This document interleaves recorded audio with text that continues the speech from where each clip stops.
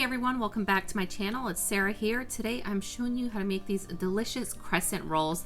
They taste so much better than the canned stuff, you guys, and the recipe is not too hard, I promise. So let's get started. Grab a large mixing bowl. Into that we're going to add in 4 ounces or 1 stick of unsalted butter and just zap it in the microwave for a few seconds so it'll melt. And then you're going to need to add in 1 cup of whole milk or 2% and make sure it's around 110 degrees Fahrenheit.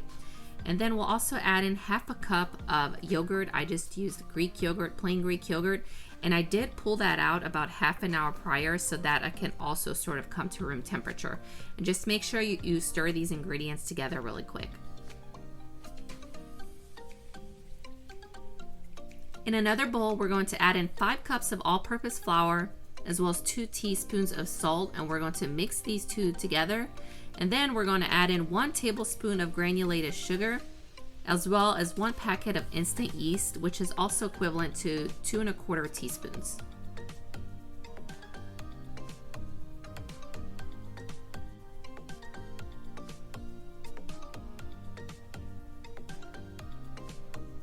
We're then going to add these dry ingredients to the wet and just start sort of combining everything together. Use a spatula or spoon, whatever works easier for you.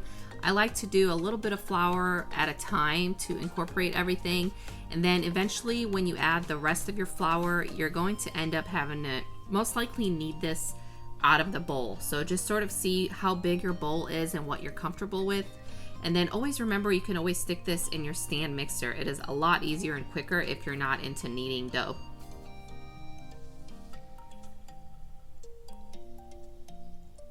It took me about 7-ish minutes of kneading the dough for it to become smooth and elastic. It really depends on how fast you work, how you knead the dough.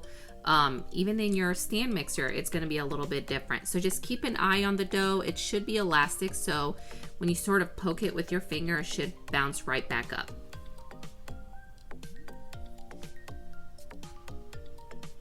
We are then going to put the dough back in a bowl, cover it with some cling wrap or a dish towel, and you're going to let this rise in the warm area for about 45 minutes to an hour. Mine took 1 hour to become this big. And then you're just going to go back to your work surface, sprinkle a little bit of flour again, and we're going to start rolling the dough out because at this point we don't want to do too much to it anymore. We need to roll our dough out into a circle, or try to get it to resemble a circle as much as you can, and we don't want it to be too thin. So let me know in the comments below if you have a hard time rolling dough out into a circular shape like I do. I swear it always looks like a square. I don't know where I go wrong. But if you have any tips for that for me, let me know. So try to get this rolled out. Try for it not to be too thin, because then we need to start cutting our wedges out for the crescent rolls. If you've seen any of my other baking videos before, you've heard me complain and whine about parchment paper always rolling up. It drives me insane. So I finally found this box of pre-cut parchment paper sheets, and they do have different sizes. I don't remember what size I have. I'll link it below in the description for you guys. I'm pretty sure I got it off Amazon and it was not expensive at all, but they are a lifesaver. So a lot easier than a parchment paper roll. Now we're going to start cutting our wedges for the crescent rolls. You can make them as big or small as you like. I'm, like, as you can tell, I cannot do a straight line to save my life. So mine are sort of all over the place. There's some larger ones, some smaller ones. Use a pastry cutter. That is a little bit easier than a knife. But if a knife is all you have, hey, you may even get straighter lines than I do. But really depends on what size you want your crescent rolls to be. And then you're just going to start at the wide end and roll in. So fill up one of your baking sheets, and then you're going to cover it. And because we do have to let these rise again. Mine took another maybe 20 minutes to rise up. So I covered this set, and then I had another baking sheet with some more crescent rolls. So I ended up having exactly 2 dozen total with this recipe.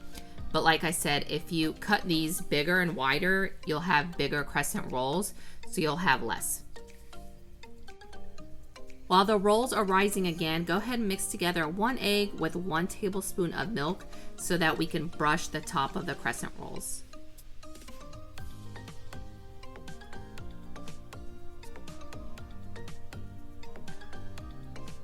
I like to just work on one set of them at a time, so while I'm brushing these, with the egg and milk mixture. I'm preheating the oven right now to 375 degrees Fahrenheit, and then just leave that other set. That is if you end up having 2 baking sheets of crescent rolls. Leave the other set to still just sit there and keep rising, because these we're going to throw in the oven at 375 for about 16 to 18 minutes, or until they are golden brown on top.